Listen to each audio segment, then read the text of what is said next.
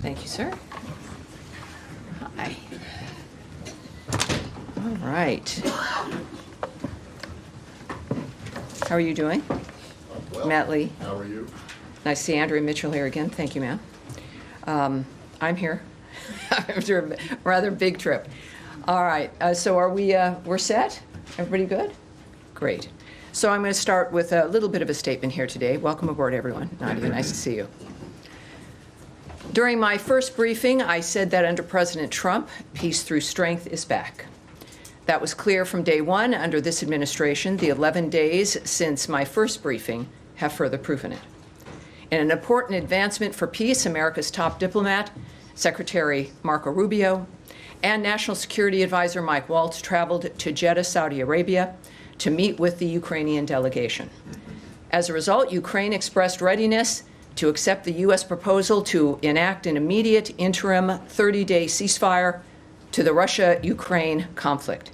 The ball is now in Russia's court, and even more advances have been made after Envoy Witkoff's visit there as well. Following this historic meeting, Secretary Rubio traveled to the G7 in Canada, where our partners expressed support for a swift end and a durable end to this conflict.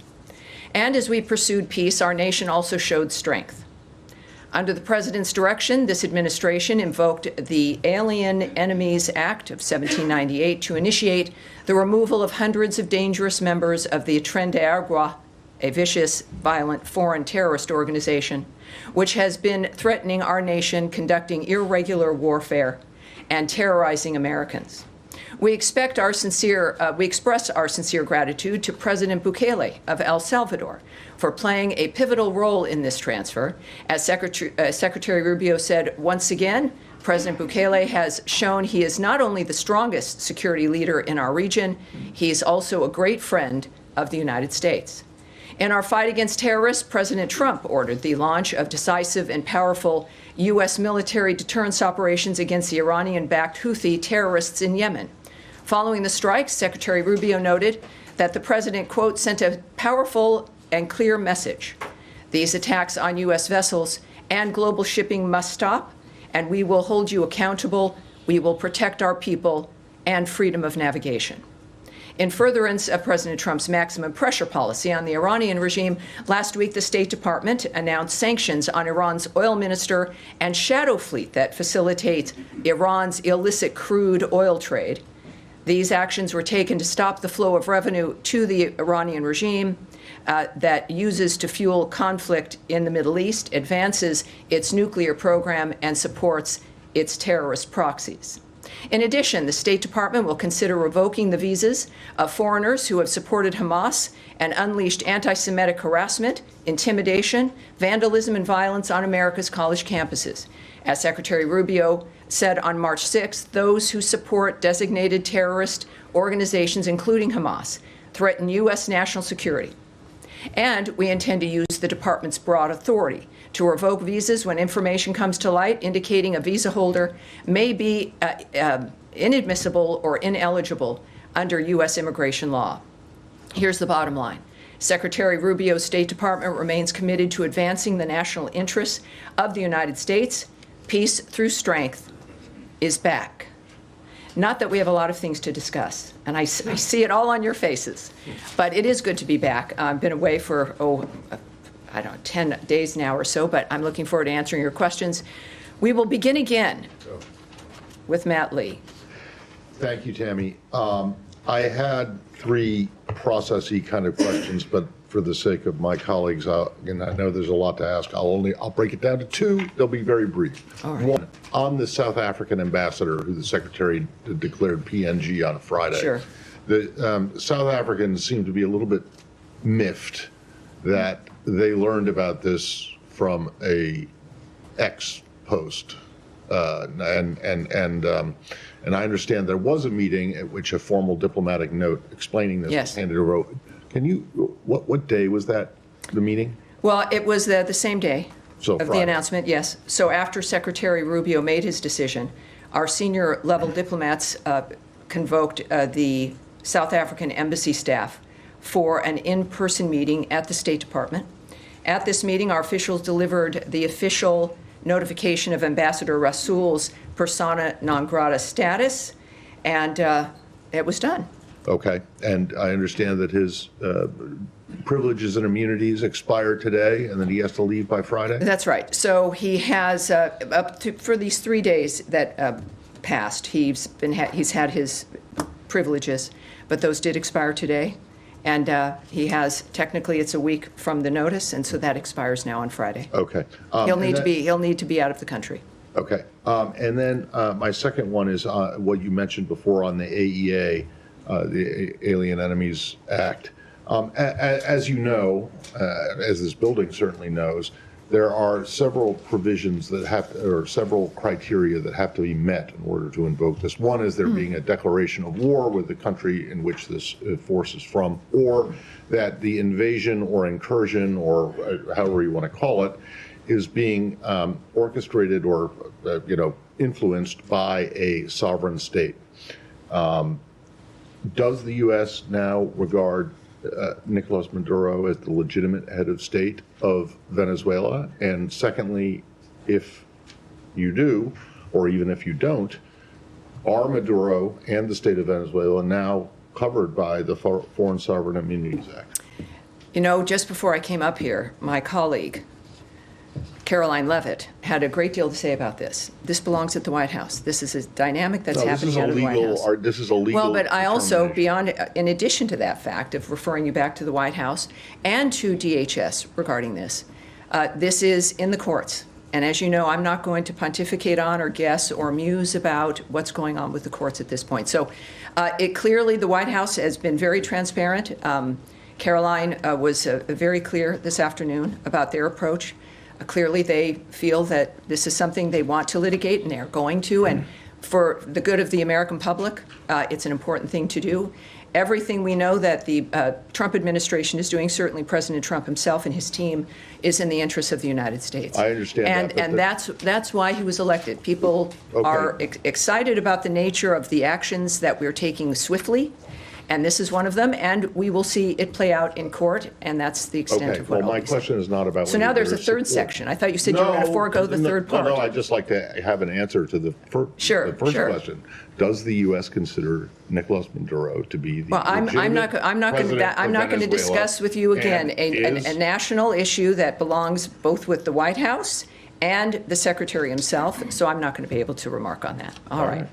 Based on the same dynamic here, I guess for the Americas, the situation, Andrea Mitchell, please. This is related to the immigration issue. Sure. And peace through strength. Sure. Does Secretary Rubio believe that if Afghanistan is among the countries that are on a list, a draft list to be banned, that legitimate SIVs who were approved by the State Department during the fall of Afghanistan's withdrawal should be a carve-out, and that these people who help the State Department, the CIA, the DOD, can come and have refugee status? And I do have a follow-up. Well, first of all, there is no list. What people are looking at over these last several days is not a list that exists here that is being acted on. There is a review, as we know through the President's executive order, for us to look at the nature of what's going to help keep America safer in dealing with the issue of visas and who's allowed into the country. But what has been touted as something that is an item through the State Department, it just simply isn't the case. So the premise, I have to say, I certainly can't speak to because it's not accurate. When it comes to the nature of Afghanistan and those who've helped us, the arrangements we've made already in the past, getting as many people from that conflict here, certainly those who have assisted us and worked with us, that's been a policy and a dynamic that we've worked on from certainly even the previous administration, working to try to get that happening. So that's not something that is certainly I can talk about regarding something that doesn't exist, but certainly when that review is done, we'll have something that we can discuss. Okay, then let me ask you also about your view, the Secretary's view, about the legality of a foreign country holding an American citizen from Iowa who has not been charged with any crime and holding his passport and not permitting him to return home in the case of what's happening in Punta Cana and the Dominican Republic, where this young man and his family and his lawyers say that he has not been permitted to leave the Dominican Republic, that he has been a cooperating witness, he's not charged with any crime. Does the State Department have any view about the rights of that U.S. citizen? Well, I think what's appropriate here is for me to not to, this is unfortunately the nature of the State Department and what we do. When it comes to diplomatic efforts, whether they exist or not, the nature of legal frameworks for individuals, the privacy issues involved, that's not something I can get into any detail about. He has spoken publicly, and his family have. Does he have consular access? Well, that's his. I think all of us have a right to speak and to be known, but we have a standard and a protocol here that we won't discuss a private situation, a private case. Certainly, when it comes to diplomacy, diplomatic relationships between one country and another, I'm not going to go into those details. All right, Sean. Thanks. Can I go back to South Africa, the ambassador? Sure. The secretary, of course, had his ex posted on Friday. Can you explain a little bit the reasons? It's quite an extraordinary step. I was looking back. I mean, if I'm not mistaken, even in the height of tensions with Russia, there was no expulsion of the ambassador and no PNG there. What is it? I mean, essentially, this is remarks that the ambassador made at a think tank or at a conference that were critical. What I'm getting at is, should other ambassadors be on alert? Can they not criticize President Trump without fear of being expelled? Well, I think it's not about criticism. This was the equation of the president and the country with white supremacy. It was an allegation that casts such an awful light on the nature of the country, on individuals. It is. I mean, if we don't have a standard about the nature of someone who is in this country, who is supposed to be a diplomat to help facilitate the relationship between two countries, and that this is the standard of it, you know, we deserve better. We've had a decent level of diplomacy with South Africa. There are some challenges, but you want people in each embassy who can actually facilitate a relationship. And these remarks were unacceptable to the United States, not just to the president, but to every American. They were pretty much obscene when it came to the nature of what was alleged. So that is, I think, at the very least, what we should expect is a standard of some respect, basic, low-level respect, if you're in a position that is going to help facilitate any kind of diplomatic relationship with another country. This particular individual certainly didn't meet that standard, and it is a message to people of what America expects, what the president expects, what the Secretary of State expects, what this whole administration expects when it comes to treatment of the nation itself and as a result of the people in this country. And so that's why it was done. Sure, you could just expand on that. South Africa today said that it wants to have a better relationship with the United States. Are you open to that? I mean, there's the Secretary of State away from the G20. Are you of the view that South Africa can report the relationship despite the criticism that's come from this building? Well, I think both the President and the Secretary of State have made it clear what the problems are and what they have an issue with when it comes to South Africa. The unjust land expropriation law, as well as its growing relationship with countries like Russia and Iran. That's what prompted the serious review of our South Africa policy, which continues to be underway. They have taken also, the South African government, aggressive positions toward the United States and its allies, including accusing Israel, not Hamas, of genocide in the International Court of Justice, and reinvigorating its relationship with Iran to develop commercial, military, and nuclear arrangements. So this isn't one just of demeanor or decorum, however they add into it. This is a matter of a nation that is, we've again made it very clear, taking steps that are not in the best interest of providing a safe, secure, more prosperous America, let alone world, when it comes to the decisions they're making. So all of this is under review, but obviously part of it is, within the diplomacy of it, is to encourage a change in policy and posture. of course that would be the point. The point is to encourage a change. What I've seen with the trips we've made with the diplomatic adventures, of course, as well as the G7 summit in Canada, is the nature of the Secretary of State is to make things better for people. It is not to punish or to target people or countries. It's the nature of changing policy and creating better environments for all of us. And I've seen that in motion in every dynamic. And that's the case here with South Africa as well. Nadia, yes. Thank you so much, Tammy. Good to see you. I have a couple of questions. On Yemen first, what is the U.S. strategy regarding Yemen? Is it degrading the capabilities of the Houthis that they don't pose a threat to U.S. interests, or is it destroying them completely? Because there's conflicting statements from U.S. officials saying, like, we're not going to interfere with the civil war in Yemen. Well, what we've seen, of course, in the past when it comes to the Houthis, it was a tit-for-tat strike. If the Houthis would be sending missiles or attacking both commercial and military ships, what the previous administration did is they would do one strike as a tit-for-tat dynamic. What's happening now is a complete shift when it comes to the nature of why it's going on, which is to stop the assault on the maritime traffic in that area. And up to this point, there's about 174 attacks on American naval ships, which is an extraordinary number of attacks. And this isn't a situation that should be managed. It has to stop.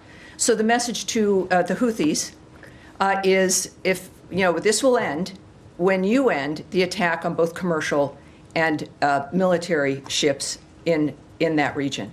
So it's a maritime issue, and it's meant to completely change the posture of the Houthis, and of course, in a conjunction in that dynamic with Iran, that the days of pinprick responses where we allow that to occur is over. That's, I think, a pretty clear statement from the administration as a whole as well.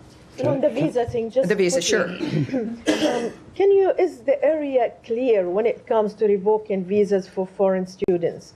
Are you revoking visas for students who clearly support Hamas and shows literature that's supporting Hamas, or is it also include students who support Palestine or the freedom of the Palestinians, or showing sympathy with civilians in Gaza? Is that area very clear? Well, what Secretary Rubio has been saying on a number of different interviews is that this is about, when you think about someone applying to come into the country to get a visa, if you were to say everything that he ended up doing as would be his goal upon entering the country, we would never have issued the visa. So you have a dynamic, whereas if there's going to be certain kinds of actions that you're going to undertake, that we don't accept that. Every country has a right to control its borders and to determine who's going to come into the country. So in this particular instance, there's also, I know, a freedom of speech argument. But this is not about speech. It's about actions. It's about things that were done. And of course, I don't want to go further because also this is within a court dynamic. America's got the best court system in the world, and there will be arguments on both sides, no doubt, regarding this. But it has to be argued. It has to be litigated. But the actions that we take and the decisions we make are not about content. It's about actions that are occurring, and certainly in that particular case. Yes. Can I? Go ahead. Can Hi, I? Tammy. Hi. Thank you. Just to follow up on the Houthis question. So President Trump said every shot fired by the Houthis will be looked upon as a shot fired by Iran. So we're wondering, if Houthis don't back down, is the United States prepared to attack Iran or give Israel to do so? I think you're referring to President Trump's Truth Social tweet, and I'm sure you all have it on your phones. You should, because I'm going to refer you right back to that tweet. It speaks for itself. Right. Just to follow up on a different topic Sure. in that case. So Voice of America and Radio Free Asia is one of the outlets under Voice of America. They have written extensively on the oppression of Uyghur Muslims by Chinese authorities. Actually, their reports have raised awareness about the plight of Uyghurs. And this is a topic that the Secretary feels strongly about as well. We've just seen him last week impose sanctions on Thai officials over deportation of Uyghurs to China. That's right. What does he think about the shutdown of this outlet? Does he support this decision? Well, and what you're referring to, I think, is the VOA and some other outlets Correct. involved with the current, some budgetary changes and actions that have been taken. What I can tell you, like with all the aspects that are happening in this shift, is that it's a fluid situation. And I look forward to watching it unfold as you do. I know you're all reporters, and some reporters here in the bullpen have been affected. But the fact of the matter is, this is serious business. It's the business of government using taxpayer dollars. So the same standard applies here. And of course, it's just happened. Carrie Lake, as essentially the envoy within this framework, is someone that Americans know and trust, and I look forward to seeing how this unfolds. But right now, it's new, it's a fluid situation, and we'll have more for you as it unfolds. When you say fluid, All right, could yes, it go be ahead. overturned, Yeah. you mean? Go ahead. Can I just follow up on Yemen and your assessment of civilian casualties? Because you'll know there have been reports of several. What's your assessment on that? On civilian casualties? Well, under no situation does anyone want that. This is a horrible dynamic. At the same time, the Houthis are pirates who have commandeered an entire country, in addition to attempting to commandeer and threaten and harass shipping in the maritime area there.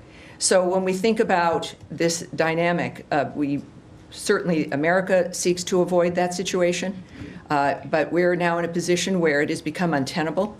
And that America's position in this kind of a regard, it's a unfortunate framework of war and of tensions and conflict like this. But of course, we lament, I think, this country of all countries, and what we've done and what we've accomplished. We lament the loss of life. That's the aspect. Because I think this is part of the real story. All of the aspects of what the Trump administration, what Secretary Rubio and everyone now in this new administration is focused on, and maybe it surprised people, it shouldn't have, is peace, is to stop the wholesale slaughter of people, is to stop the chaos that reigns through certain regions, is to make sure, especially with certainly Ukraine and Russia, is to make sure in every place where there's conflict that the people that are alive today might be alive tomorrow. And it's imperfect. It's not something that any of us can sometimes predict the end result of. But this is an administration and a president and a Secretary of State who's made it clear that this, if there is a hallmark, the hallmark is fighting for peace and an end to this kind of chaos that has destroyed Yemenis' lives, and it destroys, obviously, too many lives around the world. Now, yes, sir, you've been waiting patiently. Yes, sir. Two quick questions on the Palestinian issue. One pertaining to Gaza. Aid has not been allowed in since the 2nd of March. The situation is very dire. I was wondering if you are really concerned about this, especially, this coincided with the beginning of Ramadan as well, where people need food and water and so on. I mean, is starvation used as a method to pressure people? Isn't that a war crime of some sort internationally? Well, for the horrible suffering of the Gazan people, we know where that sits. It sits with Hamas. We know that within the ceasefire, and why we fight for the ceasefire and want it to continue, is in fact to make sure that food and aid is moved into that region. The United States has led the way in that regard. We also know that at this point, when it comes to the nature of what Envoy Witkoff has worked on and what all of us still focus on is, in fact, what your concern is. Making sure that there's a situation on the ground that allows food to get to the people who need it, that allows aid to move through to the people who have been suffering because of the choices that Hamas has made throughout the years. And that is what we continue to work on. So everyone, certainly it's a concern, and that is why we continue to work to make sure that aid can get to the people who need it. Yes, sir. Go ahead. Follow up? Yeah. The Syrian Interim Authority last Thursday approved a new constitution. It has granted likely no rights for the minority like Kurds and Jews in Syria, and has been rejected by these minorities, labeling it against the democracy. What's the U.S. view on that constitution? And does anyone in this department connected with the new Syrian interim authority? Do you have any engagement with them? You know, again, when it comes to diplomatic engagements, situations as fluid and as situational like that one, that's not something I'm going to be able to answer. What But I'll see what we can do when it comes to the specifics of what you've asked for. What about the? Syria. Yes. Right. I have Go. another question on Iraq. All right. Yeah, this administration, including Secretary Rubio himself, has called the Iraqi government to resume the Iraqi Kurdistan oil export and solve the U.S. oil companies' issue that are working in Iraq. But this hasn't happened. What's the U.S. view on that? Are you urging the Iraqi government to resume the oil export? Again, I'm not, at this press briefing, I'm not going to go into international negotiations or diplomatic negotiations or thoughts that might be held by the Secretary of State. But we'll see when it comes to actions on that. It'll be, I think, abundantly clear. Yes, ma'am. Syria. Thank you, Tammy. So Syria's new government, along with regional countries such as Turkey, Jordan, Qatar, and others, have been calling on the U.S. to lift the sanctions that was put in place during the Assad regime, and many view these sanctions as a significant barrier to stabilizing and rebuilding the country. Is the administration considering removing or maybe easing these sanctions? Well, again, when we think about the administration, I think of President Trump and their posture and point of view regarding Syria, and the fact that when it comes to the State Department and the Secretary, these are things that would be negotiations that would have to be contemplated, and I'm not going to do that right here from this podium. Yes, sir. Thanks so much, Tammy. I appreciate you taking the question. Over the weekend... Depends on what the question is, but go for it. Over the weekend, the U.S. deported a Lebanese citizen who was a doctor at Brown University. I was wondering if you might be able to elaborate why. That, I would say, when it comes to that kind of action on everything we might discuss, that's the Department of Homeland Security. So that would be them. And on violence, escalating violence in the West Bank, I guess, are there any concerns among at the State Department over what we're seeing in terms of Israeli actions in the north, in Jenin, in Tulkarm? Well, the United States' position, certainly the State Department, is that we stand steadfastly with Israel. Israel has seen certain security concerns that they have, and they're taking actions regarding those security concerns. And we stand with those decisions and what the Israelis choose to do in that framework. Yes, sir. Thank you. Two questions. Changing subject to South Asia. A few days before the elections, President Trump, then as a candidate, had spoken about, expressed concern about attacks on the Hindus in Bangladesh. Now that Secretary has been here for about 60 days, what is his assessment about the situation of Hindus in Bangladesh and what steps he is taking to address President Trump? Secretary Rubio. Well, again, you're talking about President Trump in certain aspects about how the nation and how his administration views the nature of what's happening in another country. And Secretary Rubio, of course, follows through with his vision and the nature of the choices that are made in that regard. But when it comes to, again, negotiations, diplomatic considerations, and the conversations that those involve and what might happen, I don't want to presume here what the outcome will be. You don't want me to either. I think that the best thing to do would be to... Question? I'm sorry? Can I reframe the question? Well, what I'm not going to answer is diplomatic considerations from government to government or attitudes and approaches when it comes to what's happening in a certain country that belong within a diplomatic kind of conversation that clearly I can't speak on, or would I hypothesize about what might happen. So, yes. Yes, here you go. Yes, ma'am. Go ahead. I have one more Go ahead. question. Thank you, Tammy. Just to follow up quickly on what Hamara was saying about USAGM, Radio Free Asia, Sure. and news broadcasters, because I think you're going to get a lot of questions about this. Oh, I expect it. I just got back into the country over the weekend. I thought, well, this will be discussed. As you mentioned, it's affected colleagues we know in the bullpen. Yes. Can you just clarify, when you say that you're watching this unfold, do you know if this is something that could be reversed in terms of what they're doing with USAGM? You want me to speculate. No, and I know you know I can't. And I know I come from a background where that's mostly what I did for a very long time. That I can't do here. Okay, so my next question is about something different. The State Department, according to some reporting by the New Republic, terminated a contract to the Yale School of Public Health's Humanitarian Research Lab. They were tracking evidence of the Ukrainian children that have been abducted by Russia since Russia's invasion of Ukraine. Some of that evidence was about to be, from their work, it was about to be transferred to European law enforcement officials. Can you comment at all on whether it is true that this grant was terminated, and whether you have any other comment on that? Well, I can't confirm that, but obviously I'll take it back and I'll get back to you so we can get some details in that regard. Yes, yes, sir. So much. I also have a question on Russia, Ukraine, but before that, let me follow up on Radio Free Europe quickly from different angle.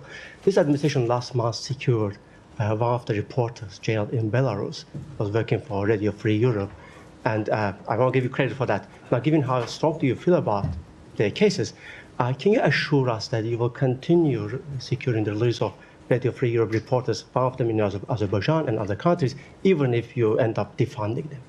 Well, that's not something I can answer here, again, when it comes to the nature of the choices that will be made. But what I can tell you is that this is a country that has led the way from the very start of radio, of making sure that voices are heard everywhere. That this is something this country can be proud of. And it sits within the framework of what matters to us. At the same time, this nation has to look, and I don't think it's anything to be ashamed of, look to the nature of how America is going to be able to remain strong and safe and secure and more prosperous so that we can continue to move through with foreign aid, with facilitating voices that normally other parts of the world would not hear. It is a part of democracy. And of course, you want every nation to have that kind of commitment as well when it comes to who's able to be heard. So that's a commitment that stands. It is the heart of this nation. And certainly that's not going to be ending. The framework of certain things might change, or how we facilitate them, but certainly not that commitment. And I think we've done a good job of that, and we should all be proud of it as well. My second question, Tammy, on Russia-Ukraine, I was going, actually, that was my original question. Well, I've clearly lost the bucket of issues here as we've gone from a few things back. But go ahead. On reports that the United States pulled back from international group investigating Russian crimes. What is the strategy there, and what message are you sending to Russia, who continues actually committing crimes as we speak? Look, this is we're going to be looking into a number of different things. That's anecdotal. The nature, I'm not familiar with the nature of what happened, so I'm not going to be able to speak to that. Yes, right down the middle here. Yes, sir. Thank you so much. I think, the gentleman in front of you, sir. Go ahead. Thank you, Tammy. Daniele Compatangelo for LA7, Italian TV and Primetime Media. So we both were at the G7 the last week. Yes, we were. And the focus was Ukraine. So yes. Today in Europe, there was European Council. They met, the foreign minister, and they discussed about Ukraine and the European Union proposals. So it seems like there are Europe is very divided right now, like Italy, Spain, Ukraine, Hungary and Slovakia are more aligned to Trump proposal. It's not proposal, but like plan. Sure. And the other ones, more lefties, are like, want to keep giving military aids to Ukraine. So what do you, as a State Department, how do you guys will interact with the European right now? Are we going to go for the Trump plans or the European ones? I think we're going to go with the Marco Rubio approach, which is to talk to everybody, which is to put out the new ideas, which is to argue for them on the merits of those ideas. That's what happened at the G7. What happened at the G7 was a collection of people who have very different points of view, some big disagreements, but a direct, specific decision mentioned by the Canadian Foreign Minister Joly that we're going to focus on what we do have in common, what we can get done together, and really the importance of the gathering itself and what we can do together. There's a lot of people, I think, that would prefer us to be distracted by the disagreements. But what I've seen Secretary Rubio accomplish is remarkable, and in different environments. environments where there's negotiations between countries attempting to stop war, a ministers' meeting where they're all aligned in some fashion or another and want to work together but have disagreements. I can say this, fortunately, having been there, is that it's been his voice, and I'm proud as an American that it happens to be the American Secretary of State. It's his voice that has brought conversations together, that has brought groups of people together. And we know this is why you need a State Department and why you need diplomats, because everybody's going to have different ideas. Everybody's going to think there's a better way, and we all have investments in the nature of the outcome. America is the strongest country in the world for a reason. All the combination of things we do, but mostly because we are a nation of merit and arguments and speech and the ability for people to be heard and for all of us to have an open mind. That is what Marco Rubio brings to this debate, especially in Europe where there are disagreements. We will, and he expects to, win people over based on the merits of the arguments that we continue to make every day. And I'm going to leave it there, everyone. I'll see you Wednesday and Friday this week if you didn't get enough. There'll be more to talk about. Thank you, everyone. I appreciate it. Have a great day.